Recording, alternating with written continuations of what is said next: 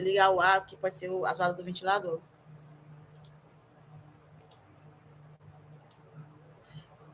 Deixa eu virar aqui. Baixar aqui o. Aqui. Pronto. Tudo ok aí, Joira? Deixa eu desligar aqui o ventilador e ligar o ar.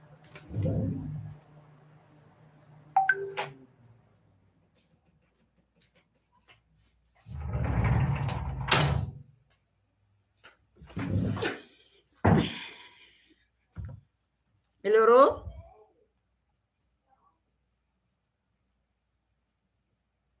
Agora melhorou. Vai ficar boa, viu?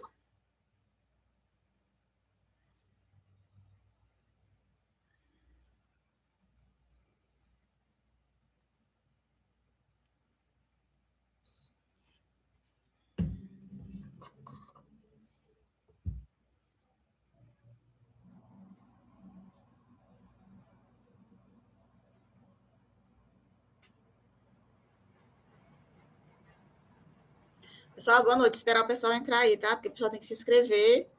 Dá 1 minutinho de inscrito para poder conseguir acessar, tá? Deixa só eu conseguir aqui ver o... Vocês estão conseguindo me escutar?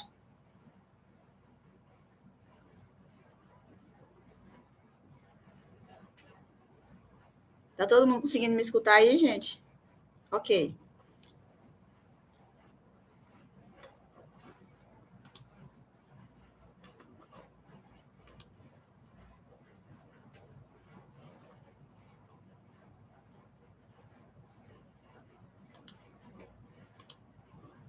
Os slides vocês estão conseguindo ver direitinho?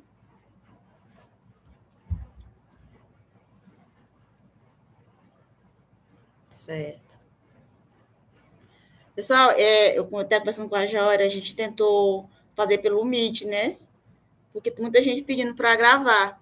Só que o que acontece? Não estou conseguindo pelo institucional da UES, não consegui pelo meu pessoal e nem pelo institucional do Estado. Então, vamos tentar fazer pelo YouTube, porque eu acredito que grava, né?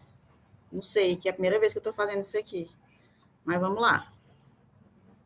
Daí, gente, eu vou ficar com o WhatsApp aqui ligado. Caso vocês tiverem alguma dúvida, alguma coisa, vocês vão falando lá, tá? Já que a gente não pode interagir aqui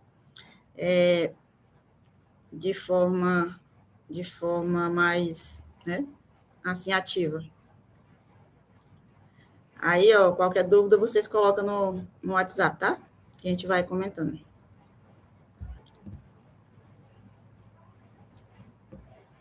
Dá só mais uns 5 minutinhos para a galera terminar de entrar, né, gente?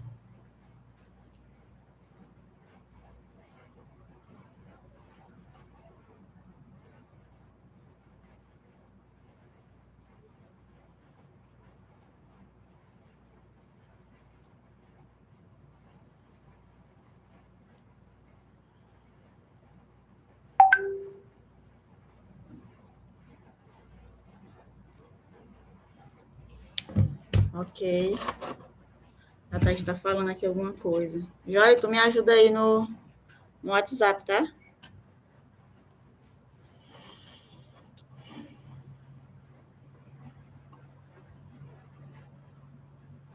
Tá todo mundo conseguindo entrar direitinho aí?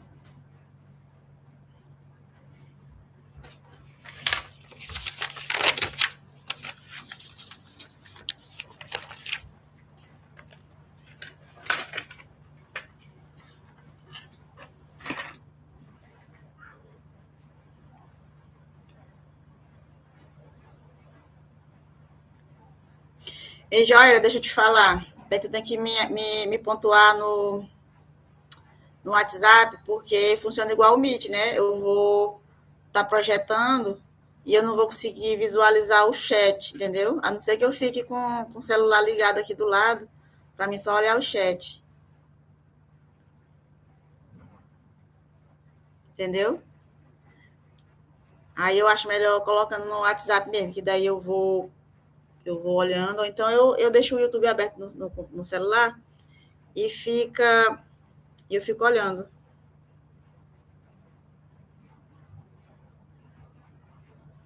O ruim é que vocês não vão falar e eu não vou conseguir escutar vocês, né?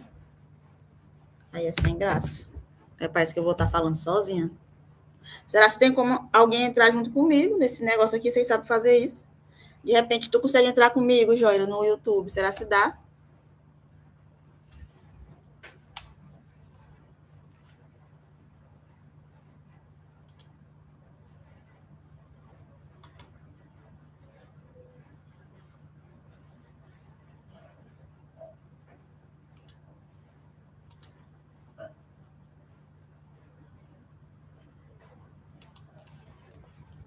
Certo, então a gente já pode começar, né? Marcamos 7h30, já são 7h40.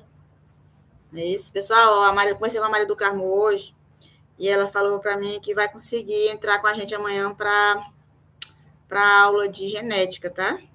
Botou até o despertador. Tá bom? Então vamos lá. Eu vou projetar.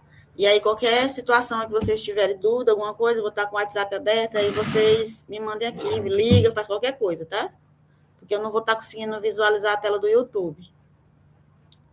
Tá bom?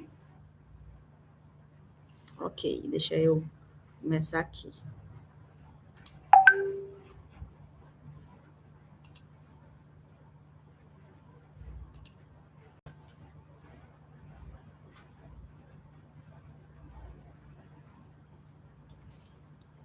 Hanai, você precisa se inscrever no... Você precisa se inscrever no canal. Aí, 1 minutinho depois já libera, tá? Ok? Pessoal, boa noite. A gente vai falar um pouquinho sobre homeostase hoje, né? Por conta que, né? Só um minutinho, gente. Deixa eu ver aqui. O que foi, Joia, aqui? Deixa eu ver. Pesquisar em nome do canal. Ver para entrar no chat. Troque uma mensagem, um comentário, selecione uma ação. Se você for um moderador administrativo, toque em configurações. Acessar o canal. Tô entendendo nada. Entendi nada aqui já que tu mandou para mim.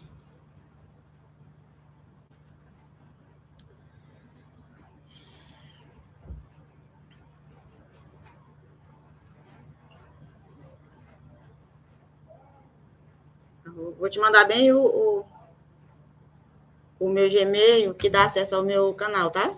Daí tu entra.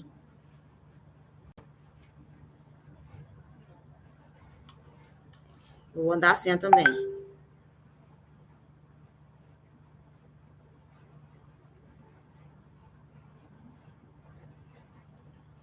Pessoal, vamos lá. A Jora vai tentar entrar comigo aqui para me ajudar a acompanhar, tá? Ajudar vocês. E eu vou, por enquanto, aqui, começando aqui. Ó, o que acontece? A prova, eu acho que vocês já decidiram o que é que vocês vão fazer nessa prova, né? Eu escolhi a homeostase porque eu realmente gosto, é uma coisa que eu gosto. Muita gente perguntando sobre embriologia, né? Eu estudei embriologia, mas, sinceramente, eu não sou a pessoa mais recomendada para trabalhar em embriologia com vocês. Então, você com a Jora, né, que é minha parceira aqui, que está mais disponível do que as outras meninas. Então, a gente vai trabalhar aqui as seguintes situações, né? IEB, a gente já trabalhou muito, IEB, lá no início, mas a gente pode até trabalhar de novo, se for o caso. Homeostase, né? Imunologia e fisiologia. Aí a gente vai trabalhar também um pouquinho de genética mendeliana, né? Porque aquela outra lá não tem quem dê conta. E se a gente achar uma parceira para trabalhar a filogenia também, né? A gente consegue trabalhar a filogenia. E saúde única. Isso aí a gente consegue se garantir, pelo menos, para dar uma base maior para vocês, tá bom? E aí, na aula de hoje, eu preparei um material, né? Só para a gente... Deixa eu ver só um minutinho. Joira, qual é o número que está aparecendo aí, Joira? Me fala aqui no WhatsApp. Só um minuto. Tá, ok. Vou liberar aqui. Pronto. Liberei aí. Vê se deu certo. Então, gente, eu estava falando essa questão da homeostase, né? Ela, para mim, ela é um pouco mais fácil, pelo fato de eu também cursar nutrição, né? Então, acaba que integra muito. Nós vamos trabalhar um pouquinho também de saúde única, se vocês quiserem, né? Que aí depende de vocês, né? Se vocês vão querer pontuar essas disciplinas. Aí, quem quiser fazer a parte da bioquímica, tem a Joira aí, que vocês podem pedir a ela para ela estar dando aula para vocês, que ela é boa essa parte da bioquímica, né? Na parte de biomoléculas, né, Joira, que tu fez. A parte de filogenia também eu não sou lá muitas coisas não, mas a gente pode tentar aí fazer alguma coisa, né? Então, aqui vai ser basicamente o quê? IEB, né? IEB, fisiologia, tá? Genética mendeliana, saúde única, tá bom? E filogenia, se a gente conseguir uma equipe boa para trabalhar com vocês, que eu me confesso que eu me embanando todinha. Mas vai dar certo, tá? A resolução é ruim porque meu computador é péssimo mesmo. Péssimo. Meu computador é bem antigão e, na realidade, é mais o slide mesmo e a voz. A voz tá boa? A aula de genética vai ser no mesmo horário, tá? Mesmo horário. A aula de genética. Então, vamos lá, gente? Então, assim, com relação... Eu vou sair aqui e vou projetar. Então, a prova do mestrado do Profibio, gente, ele não é uma prova difícil, mas é uma prova que exige que a gente tenha ali muito conhecimento prévio e que a gente conecte todos os conteúdos, porque é tudo amarrado. A gente conversa muito, pessoal que passou na qualificação anterior, né, que a gente tinha um grupo de estudo, que basicamente a gente não via sentido quando a gente via as coisas soltas, né, mas aí a gente conseguiu perceber que, de repente, é tudo unido ali no mesmo sentido, né? Então, a gente vai trabalhar um pouco nessa fisiologia, e eu trouxe aqui algumas questões de algumas provas que caíram aí nos últimos Profibio, tá? Daí vocês vão pontuando aí qualquer coisa no chat aí, que a Jória está acompanhando, e também eu prefiro no grupo, para mim, eu prefiro no grupo do WhatsApp, que eu consigo acompanhar aqui, tá? Então, gente, esse slide, ele foi montado dentro das provas e alguns artigos que nós temos aí no Profibio. Vamos lá.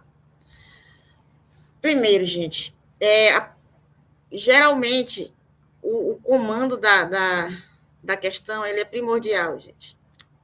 Você tem que ler o comando, de fato, para saber o que é que eles querem, né? Porque não, o tempo é muito curto para a gente responder o que eles querem, se a gente não se ater, de fato, o que realmente ele está pedindo. Né? Eu não consegui fechar a prova não consegui fazer os 20 pontos na fisiologia, porque eu fiquei muito nervosa quando eu vi o gráfico e simplesmente eu viajei na maionese. Uma questão óbvia para mim, que eu sabia a resposta, mas o enunciado me confundiu, tá? Então, eu não consegui tirar os 20 pontos nessa questão aí da homeostase, mas cheguei perto. Então, o que é que eu aconselho para vocês? Primeira coisa, o enunciado com calma, ver o que de fato é que ele quer para poder responder, né? E fazer a sua resposta de passo a passo, de acordo com o que ele está pedindo ali, né? Então, as rúbricas de correção não é esses absurdos fora do que a gente consegue responder. A gente não pode simplesmente ser o óbvio do basicão, né? A gente também tem que utilizar os termos técnicos que eles ensinam para a gente. Na questão de fisiologia, é interessante que a gente tenha aqui algumas palavras-chave, né? Que a gente tem que ir para a prova sabendo. Como, por exemplo, feedback negativo, homeostase, eixo neuroendócrino, órgãos imunoprivilegiados. E, basicamente, é isso que eles cobram. Se analisar todas as provas de imunologia, basicamente é sobre isso. Eles sempre perguntam algo sobre um dos eixos de homeostase, né? Ou pressão arterial, ou temperatura, glicemia, né? Que são os eixos aí que a gente pode trabalhar como os eixos principais ali que podem deixar o indivíduo com problemas, né? São os eixos que variam ali dentro da homeostase. Então, basicamente, na prova, eles vão cobrar glicemia, controle de temperatura, ou vão cobrar pressão arterial, não é isso? Talvez, sei lá, pH, um sistema tampão lá na parte da bioquímica, mas ou eles vão cobrar pressão arterial, ou controle de temperatura, ou glicemia, né? Nas últimas duas provas foram temperatura e nessa outra foi glicemia. Então, eles não fogem muito dessa linha, não. E aí, dentro da imunologia, geralmente eles cobram alguma coisa relacionada à microbiota, ou da mãe para o filho, né? A questão do imunoprivilégio ali da placenta, ou alguma coisa sobre a, a microbiota na saúde, na diabetes, tudo mais. Então, basicamente, a fisiologia, eles cobram somente isso, né? Então, vamos aqui, ver se a gente consegue... Vixe, Maria, travou. Peraí. Então, essa prova aqui foi a última que a gente fez agora, que eu me chateei muito com ela depois que eu vi o gabarito, que tinha uma questão de porcentagem que eu realmente não sabia que era para fazer o cálculo, né? Mas, basicamente, o enunciado, ele veio para confundir mesmo. Então, ele fala assim, ó, o funcionamento normal do corpo humano, em condições fisiológicas, em diferentes situações, depende da atuação coordenada de vários sistemas e órgãos que o compõem. Basicamente, 3 sistemas concorrem para que essa coordenação se realize a contento. É o sistema nervoso, o sistema endócrino e o sistema imune, né, que são os 3 sistemas responsáveis ali pela homeostase.